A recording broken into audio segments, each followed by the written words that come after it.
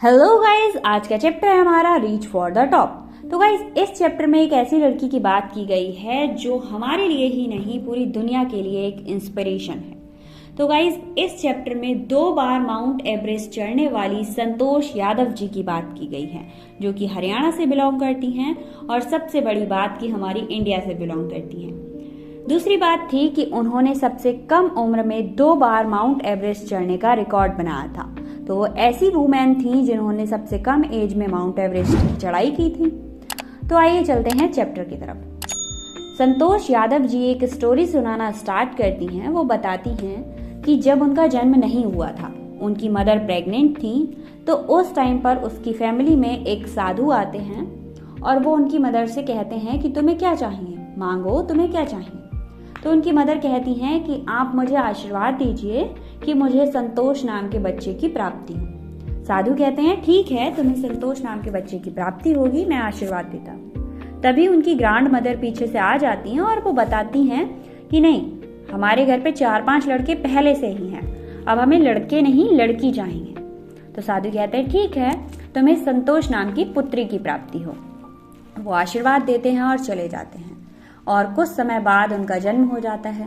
तो संतोष यादव जी की मॉम बताती हैं कि शायद उन्हीं साधु की वजह से तुम्हारा जन्म हुआ और तुम इस दुनिया में आ पाई। अब जहां पर संतोष यादव जी का जन्म हुआ था, वहां पर लड़कों का जन्म लेना तो एक भगवान का आशीर्वाद माना जाता था, पर लड़कियों का जन्म लेना एक पाप था, श्राप था। ऐसी सिचुएशन थी वहां की। तो संतोष यादव जी को मेंटली और फिजिकली तो लड़ना ही लड़ना था, ट्रेडिशनल व्यू ऑफ लाइफ से भी लड़ना था। संतोष यादव जी के पेरेंट्स ने उनका नाम संतोष रख दिया था, जिसका अर्थ होता है सेटिस्फैक्शन। बट संतोष जी अपनी लाइफ से बिल्कुल भी सेटिस्फाई नहीं थी। उन्हें लाइफ अपने तरीके से जीनी थी, उन्हें ट्रेडिशनल व्यू ऑफ लाइफ से लड़ना था। वो जिस तरीके से लाइफ जी जा रही थी उससे लड़ाई करना चाहती थी और आगे बढ़ना चाहती थी, चीजों को अपने तरीके से करना चाहती थी। वहीं पर डिस्ट्रिक्ट की सारी लड़कियां जो ट्रेडिशनल ड्रेस पहना करती थी, वहीं पर जो संतोष यादव जी थी वो शॉर्ट्स प्रेफर किया करती थी, ऐसे कपड़े पहनती थी जो वहां पर पहने ही नहीं जाते थे। संतोष यादव जी बचपन से ही अपने गोल के लिए डिटरमाइंड थी। वो कहती थी कि उन्हें वो नहीं करना जो बाकी सब कर रहे हैं, उन्हें वो करना है जो बाकी सब नहीं कर रहे हैं। दोनों सब लोगों से अलग बनना है। अब संतोष यादव जी बताती हैं कि उनकी फैमिली इतनी रिच तो थी कि दिल्ली के एक हाई-फाई स्कूल में उनका एडमिशन करा सकती थी, बट उनकी फैमिली ने ऐसा किया नहीं। उन्होंने पड़ोस के ही एक स्कूल में उनका एडमिशन करा दिया और जैसे ही संतोष यादव जी 16 साल की हुई तो उन्होंने देखा कि उनके साथ की जितनी लड़कियां थीं उन सबकी मैरिज हो चुकी थी और संतोष यादव जी के पेरेंट्स भी उनसे मैरिज करने की जिद कर रहे थे। बट संतोष यादव जी का माइंड पहले ही सेट था। उन्होंने कहा नहीं, जब तक मैं अपनी लाइफ में कुछ बड़ा नहीं कर लेती, कुछ अचीव नहीं कर लेती, मैं शादी नहीं करूंगी। और कोई मेरे लिए चेंज हो सकता है, मैं किसी के लिए चेंज ना हूं, इस मुकाम तक मुझे जाना है। अब वो शादी वाली बात को लेकर बहुत ज्यादा अपसेट हो चुकी थी। इस बात से बचने के लिए वो अपने घर से भाग जाती हैं और दिल्ली के एक बड़े स्कूल में एडमिशन ले लेती हैं।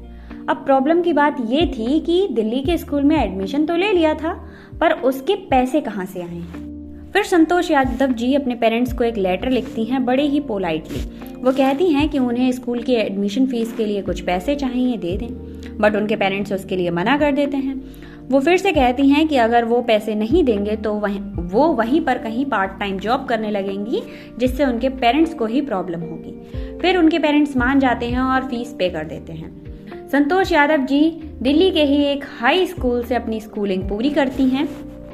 हाई स्कूल पास करने के बाद वो जयपुर के एक स्कूल में एडमिशन लेती हैं और जहां पर वो कस्तूरबा के एक रूम में रहती हैं, कस्तूरबा होटल के एक रूम में रहना स्टार्ट करती हैं।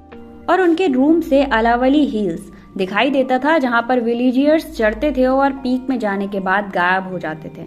वो हमेशा ये चीज देखती रहती थी और सोचती थी आखिर ये क्या है और कैसे होता है। वो भी डिसाइड करती हैं कि उन्हें भी माउंटेन पर चढ़ना है। वो माउंटेन के पास जाती हैं तो वहां पर कोई विलेजियर्स तो दिखते नहीं हैं, वहां पर दिखते हैं कुछ चढ़ाई करने वाले लोग और वो उनको मोटिवेट करते हैं, कहते हैं कि तुम भी चढ़ सकती हो। अब वो माउंट क्लाइंबिंग करने के लिए उत्तरकाशी नेहरू इंस्टीट्यूट में एडमिशन लेती हैं। अब जहां जयपुर में उन्होंने महारानी कॉलेज में एडमिशन लिया था, उस कॉलेज के सारे सेमेस्टर अप्रैल में ही खत्म हो जा रहे थे, बट जहाँ पर उत्तरकाशी नेहरू इंस्टीट्यूट के सेमेस्टर थे वो मई में खत्म होने थे। अब अप्रैल के बाद वो घर नहीं जा सकती थी, तो फाइनली उनको अपने घर वालों को बताना पड़ता है कि वो उत्तरकाशी नेहरू इंस्टीट्यूट में क्लाइंबिंग के लिए, वो बताती हैं अपने पेरेंट्स को कि केवल मैं अपनी प्रोफेशनल स्किल्स ही डेवलप नहीं कर रही थी, मैं Uttarkashi Nehru institute of mountain ring skill भी डेवलप कर रही थी। अब मुझे कुछ और टाइम चाहिए और मुझे माउंटेन पर चढ़ना है और अपनी स्किल्स को डेवलप करना है। अब वो अपने घर जाने की जगह माउंटेन की क्लाइंबिंग के लिए निकल पड़ती हैं।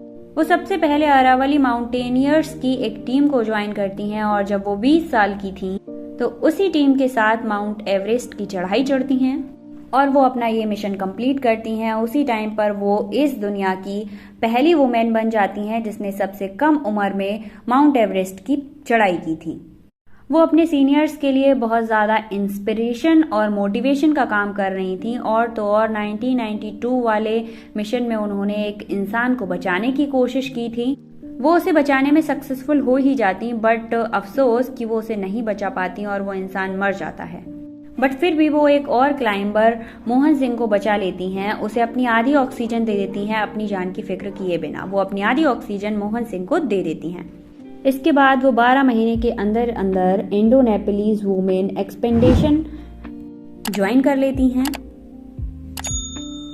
और फिर उसी टीम के साथ माउंट एवरेस्ट की चढ़ाई वो दोबारा चढ़ती हैं और इस बार भी वो सक्सेसफुल रहती हैं और दुनिया में अपना नाम दर्ज करा देती हैं, जो सबसे कम उम्र में 2 बार माउंट एवरेस्ट चढ़ने का रिकॉर्ड बनाती हैं। और फाइनली हमारी इंडिया की सरकार उन्हें पद्मश्री से सम्मानित करती है। लास्ट में उन्होंने एक स्पीच में बताया कि वो नहीं शेयर कर सकती उस फीलिंग को जब हम इंडिया के टॉप पर खड़े होकर तिरंगे के साथ, उस फीलिंग को वो नहीं बता सकती। वो बहुत ही अच्छी फीलिंग थी। और तो और जब सेकेंड टाइम वो माउंट एवरेस्ट पर चढ़ाई करके लौट रही थी तो 500 kg गार्बेज अपनी टीम के साथ नीचे लेकर आती हैं। तो गाइज यहीं पर खत्म होती है संतोष यादव जी की स्टोरी और उन्होंने अपनी लाइफ में कुछ तो अचीव किया ही था और हमारे सबके लिए वो एक इंस्पिरेशन बनकर रही। उन्होंने 20 साल में वो चीजें कर ली जो हम सोच भी नहीं सकते। आजकल के बच्चे तो 20 साल में 12th पास करना मुश्किल हो जाता है। तो गाइज मिलते हैं नेक्स्ट चैप्टर में नेक्स्ट वीडियो के साथ। थैंक यू सो मच, बने रहिए।